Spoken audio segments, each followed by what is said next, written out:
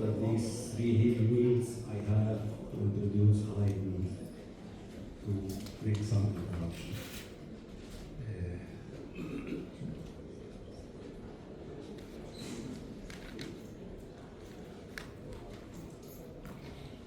I will start by a statement said by old physician Sir William Osler. He said, humanity has but three great enemies: fever, famine, and war.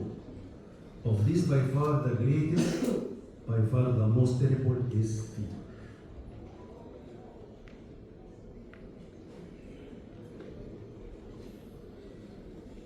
Fever is a common problem in the ICU.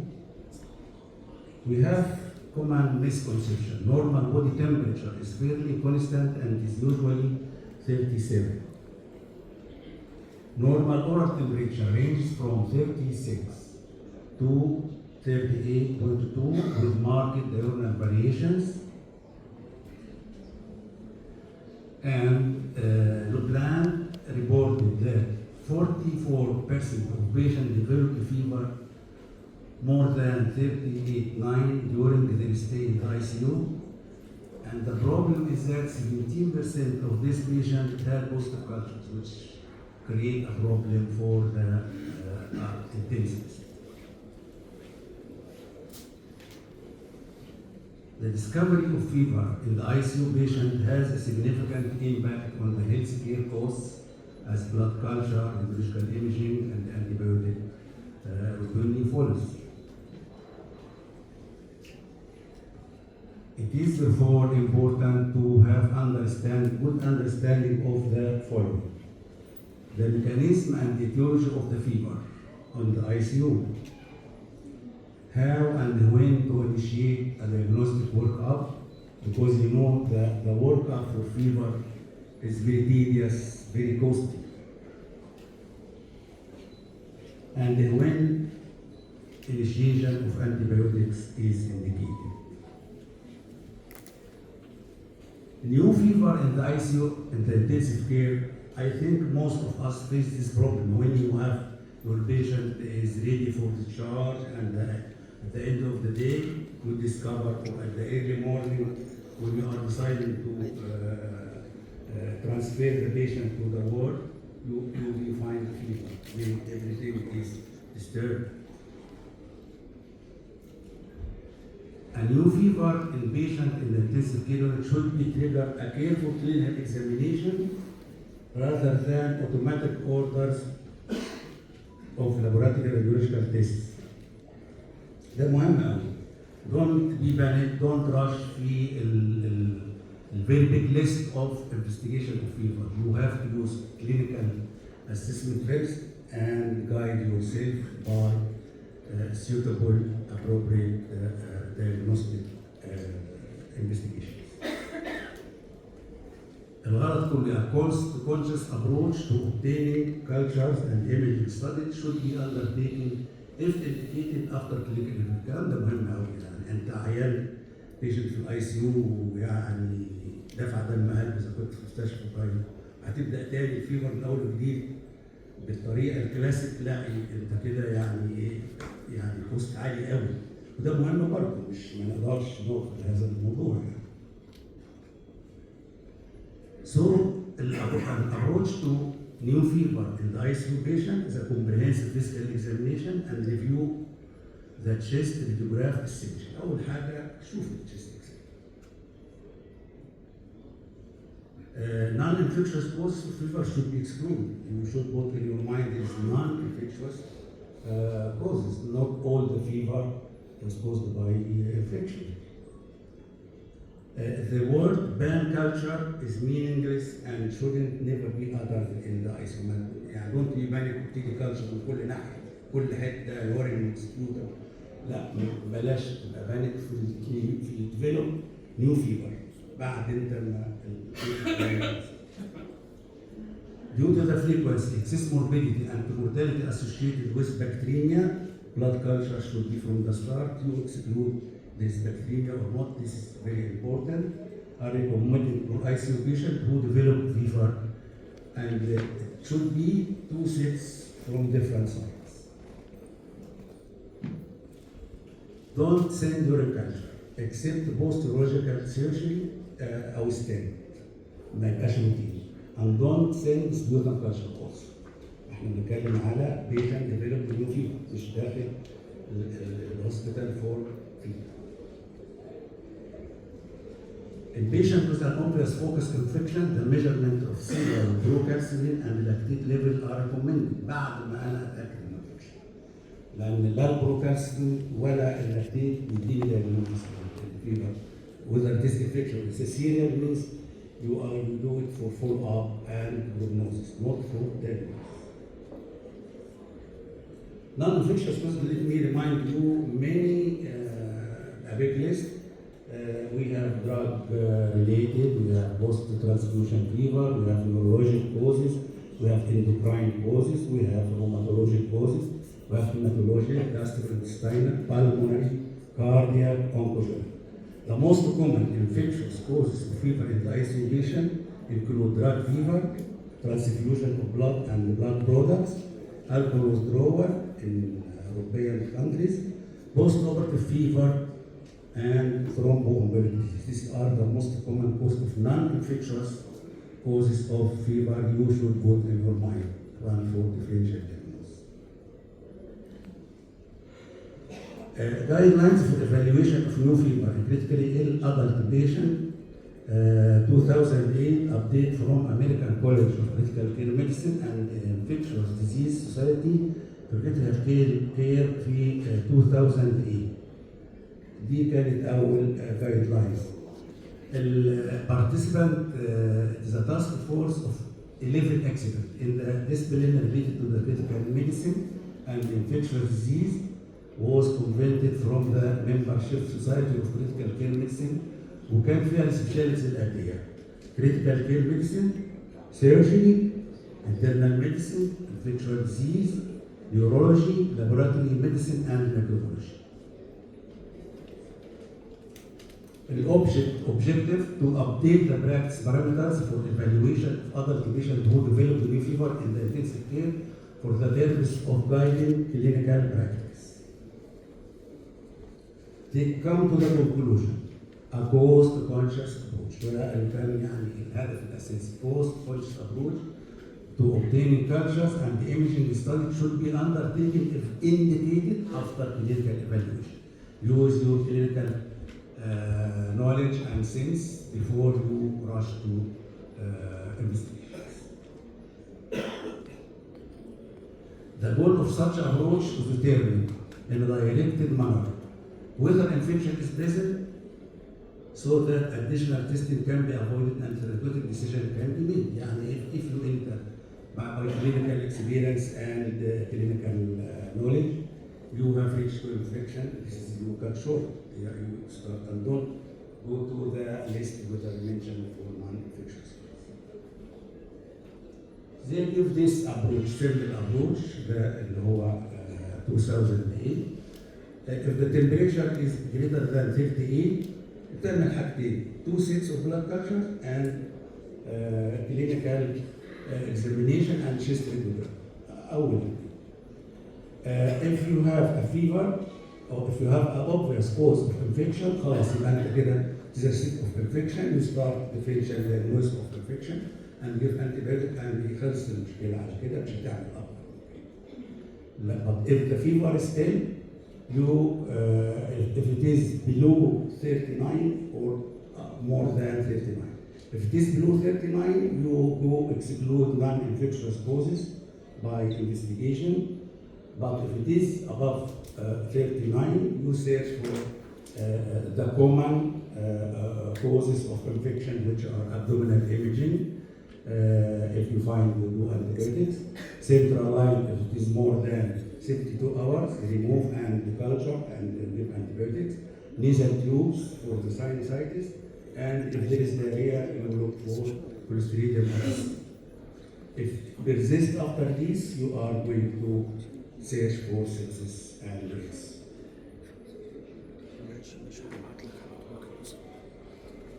The latest critical care, May 24, have new recommendation from River in the ICU. They added some modification or finalization of the previous recommendations. Virtually, all these recommendations were based on weak evidence and represent a consensus of expert people, not evidence-based. They shouldn't be considered automatically applicable to immunosuppressive patients. What's fever? The Center for Disease Control and Prevention defines fever in general hospital patient as 38, more than 38. For ICU patient, it is 30, more than 38. In patients less than 65 and living in long-term care facilities, it is below, it is above 37.2. Many patients with infection wouldn't have fever, and those wouldn't be the worst or the highest risk for outcome. And so recommendation will generally apply to ICU patients with suspected infection regardless of the presence of temperature. And if you suspect infection, even if there is no high temperature, you start the work. Interpretation of the recommendation, content or recommendation. Fever in early post-operative patient likely non-infectious and may not require workup. Collect at least 2 sets of peripheral blood culture near simultaneously from different variables. Don't depend upon one. Check less radiograph in most febrile ICU patient. For patient developing fever several days after abdominal, pelvic, thoracic surgery, check CT scan in collaboration with the surgeon. Measure core temperature with internally placed thermostat if present. If not present, use oral or rectal temperature. Avoid less accurate temperature measurement like axillary tympanic. Don't give acetaminophen or other antibiotics just to reduce the fever.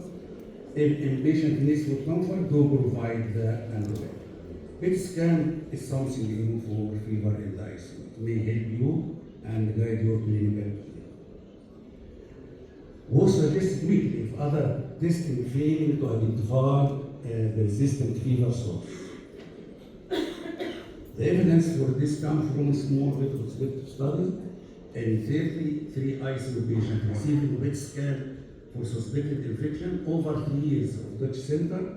21 of 35 scans were positive, 3 false positive, and 11 true negative, as justified with high accuracy rate all over.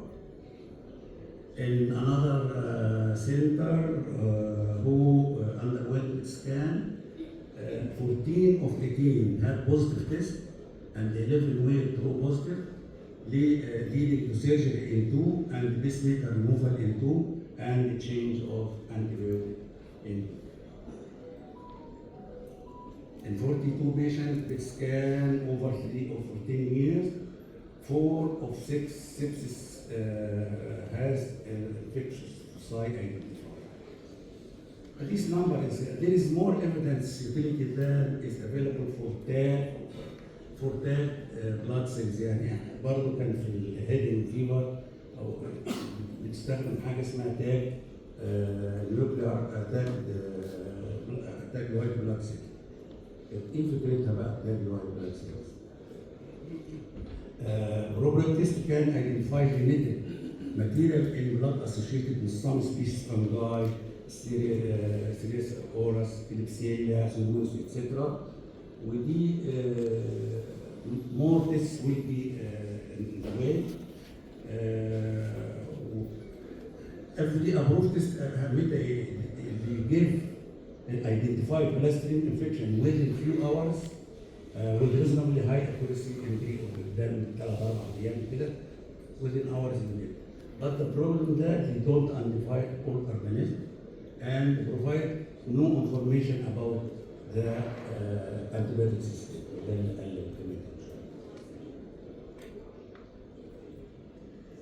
As an expensive gold standard, blood culture are therefore recommended to be obtained along with ما تقدرش تستغنى عن blood culture even مع وجود non-molecular testing without blood culture.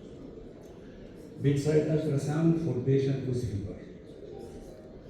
The panel weekly suggested bedside ultrasound for patient with fever and in an abnormal chest rhythm بالذات التشيست لاسباب كثيره منها ان ما عندناش اكسبيرينس في الثوراسيك بارينكمال افكشن فبيبقى بيديني فورس ريزلتس او نوت سفشن. لكن في البارا نيومونيك زي البلورال افيوجن and it is significant in this area.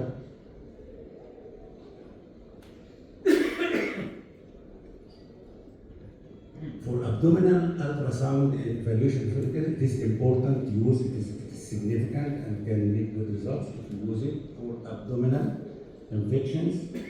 The panel notes that still unknown beside abdominal ultrasound as the new best practice. طبعا معلقين على best practice دي مش best practice لأسباب.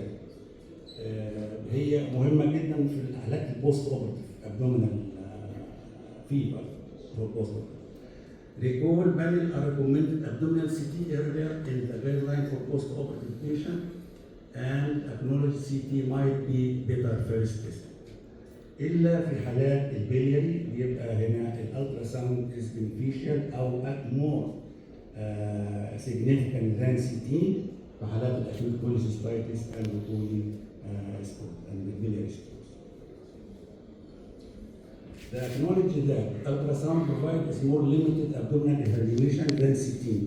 والنقطة الأكبر كمان إن هو in a slower moving care إنك أنت تقعد تستنى CT الأول وبعدين تشوف سوري سونار الأول وبعدين CT في أماكن ممكن السونار يتأخر ساعات أو يوم ويكون إنما CT from the start give you the accurate so they recommend your CT in abdominal fever after abdominal surgery except for the belly. Blood pressure for patient with central line. They advise blood pressure should be drawn slowly, not only slowly from the intravascular catheter as the rate of misleading force is high. So febrile patient central venous pressure should have blood pressure drawn peripherally and from the central line near simultaneously. Why? If all cultures grow the same organism, then you can diagnose bacteremia, and which is very risky for the patient. But if you get from one and another more, this is you can be suspicious.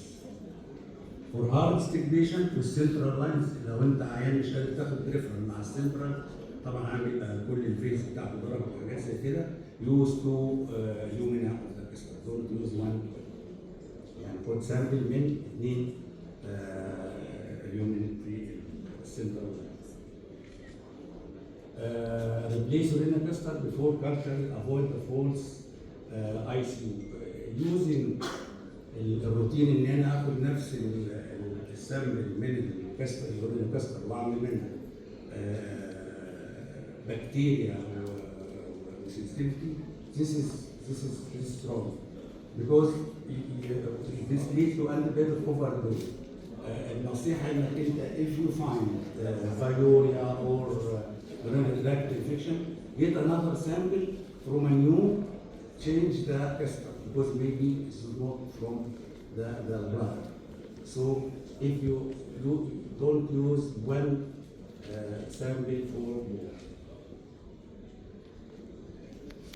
One way is the panel suggests to obtain urine analysis if pyorrhea present and replace urinary caster before collecting another sample. Suspect nosocomial COVID in ICU طبعا الريكومنديشن دي عشان الكوفيد in ICU patient with flu fever should receive COVID testing say the panel based on the level of community transmission وبعدين هم limited لو في نمونيا لو في فيبر في patient في الاي سي ونمونيا تعمل على طول without this patient.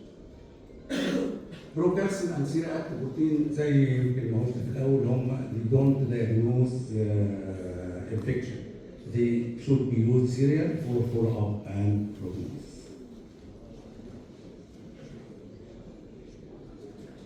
They discussed topic and interest best practices used يعني ما اعرفش هو همهم قوي التوبيك ده. انا خلاص يمكن هقول التوبيك ده يعني حافظه مني. Best practices are often evoke almost magical phrase in healthcare setting and that tend to shut down quickly, requiring debate and critical mind. In fact, it seems to be deployed precisely for the purpose of enforced compliance and administrative policy.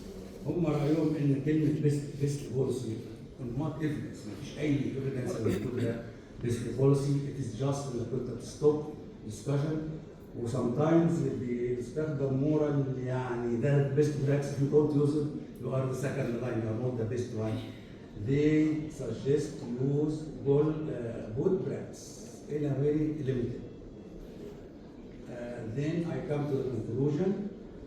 Work-up fever above 38.3 in the ICU with chest films, blood cultures taking care to avoid contamination and also positive, especially in patients with central line, زي ما قلنا ناخد central peripheral. Urine analysis, changing the urine cluster before collecting urine and for culture. Viral PCR including COVID for pneumonia. Obtain additional image according to your local condition with ultrasound recommended first option for abdominal and thoracic examination if appropriate research and expertise are available. Work-up fever 38 in ICU, CT scanning remains the most widely used standard for undertaking abdominal, pelvic, or thoracic pathology, especially for post-operative patients. For patients with persistent fever despite true investigation, consider big scan, use procalcitonin and CRP as ancillary tests only. Thank you.